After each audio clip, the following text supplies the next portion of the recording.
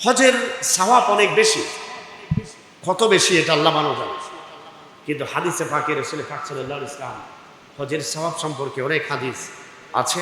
হাজিদের কিছু বৈশিষ্ট্য আছে, তাদের কিছু গুণাবলী আছে। এর হচ্ছে কিয়ামতের দিন আল্লাহ পাক হাজিদেরকে শাফাত করার, সুপারিশ করার ক্ষমতা দেয়। যার হাজ কবুল হয়েছে, যিনি হাজি হিসেবে আল্লাহর দরবারে কবুল হয়েছে, এমন ব্যক্তিকে আল্লাহ পাক কি দেবে? ক্ষমতা দেবে সুপারিশ করার ক্ষমতা দেবে। তিনি কারো ব্যাপারে চাইলে সুপারিশ করতে পারবে। এত সম্মান আল্লাহ পাক হাজিদেরকে দিবে। হাজিদের দোয়া গুনাহ মাফ করে। কোনো ব্যক্তি যদি হাজিদের দোয়া দিয়ে, হাজিদের কাছে দোয়া চায়, হাজিরা যদি কাদের জন্য যদি দোয়া করে, তাহলে দোয়া কবুল হবে। এটা রাসূল পাক সাল্লাল্লাহু আলাইহি ওয়াসাল্লাম এটা বলেছেন, হাদিসে আছে। হাজিদের সাথে দেখা করা, সাক্ষাৎ করা, তাদের মাধ্যমে তাদের দিয়ে দোয়া করানো, এটা সুন্নাত। রাসূল পাক সাল্লাল্লাহু আলাইহি ওয়াসাল্লাম, এটা মিশকাত শরীফের হাদিস, মিশকাত শরীফে হাদিসে আসছে। আল্লাহর নবী ইরশাদ করেন, যখন তোমরা হাজিদের সাথে সাক্ষাৎ করো, তাদেরকে সালাম দাও এবং তাদের সাথে মুসাহাফা করো এবং তাদের ঘরে যাও, তাদের দিয়ে দোয়া করাও, তাদের দোয়া খুব তাড়াতাড়ি কবুল হয়। তাহলে কোনটা বলেছে? হাজিরা হাজ করে আসলে তাদের ঘরে যেতে বলেছে, তাদের সাথে তাদেরকে দেখতে যেতে বলেছে, তাদের সাথে সাক্ষাৎ করতে যাওয়ার নির্দেশটা কে দিয়েছে? একটু কথা বলেন না, কে দিয়েছে? সালাম বিনিময় এবং মুসাফা করতে বলেছেন, তাদের সাথে মুসাফা এবং তাদের ঘরে গিয়ে তাদেরকে দেখতে যাওয়া, তাদের দিয়ে দোয়া করা, আপনি আমার জন্য দোয়া করুন।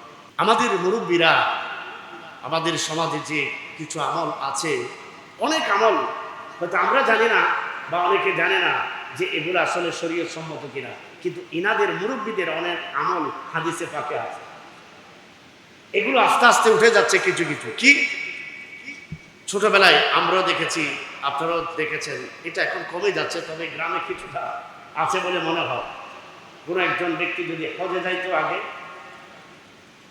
এলাকার মানুষ দলবদ্ধভাবে তাকে একেবারে এয়ারপোর্ট পর্যন্ত তাকে দিয়ে আসতো। সমুদ্রে পথে গেলে জাহাজে উঠিয়ে দিয়ে আসতো দলবদ্ধভাবে এলাকার মানুষ মিলে।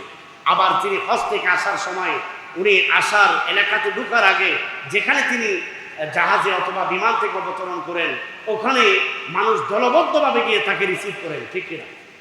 একটু কথা বলেন না, ঠিক কিনা? তো এখন আপনারাও করেন যে যারা বড় বড় নেতা, আমাদের এমপি সাহেবদেরকে করেন, আমাদের মন্ত্রী সাহেবদেরকে আপনারা করেন, রিসিভ করতে বিমানবন্দরে যান। তো শুধু কি ইনাদেরকে করলে হবে? তো ইনাদেরকে আপনারা করেন, এটা পলিটিক্যাল কারণ। কিসের কারণ? সবাই কি করে? দলের বাইরে কি ওরা করে? একটু বলেন না, করেন একটু। অন্য দলের কোনো মানুষ কি এমপি সাহেবদেরকে রিসিভ করতে বিমানবন্দরে যায় না। এটা যদি আপনি সুন্নত মনে করে করেন, এটা যদি রাসূল পাকের নির্দেশ মনে করে করেন, তাহলে এটা সওয়াব আছে কিনা?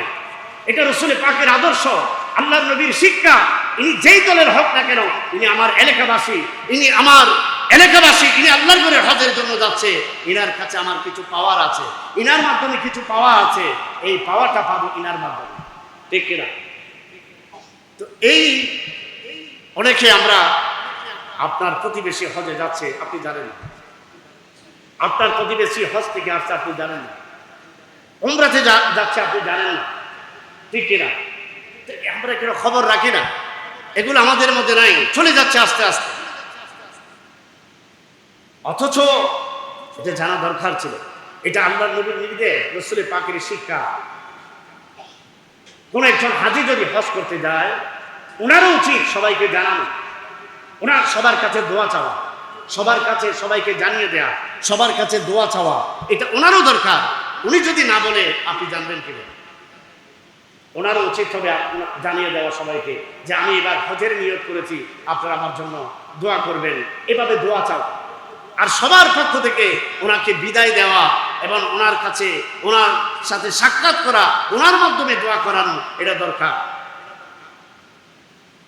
এজন্য আমাদের দরকার রাসূল পাক সাল্লাল্লাহু আলাইহি ওয়াসাল্লামের প্রতিটি আদর্শ, প্রতিটি শিক্ষা আমরা যেন গ্রহণ করি। আমাদের ব্যক্তিগত জীবনে, পারিবারিক জীবনে, সামাজিক জীবনে আমরা যেন ওগুলো বাস্তবায়ন করি।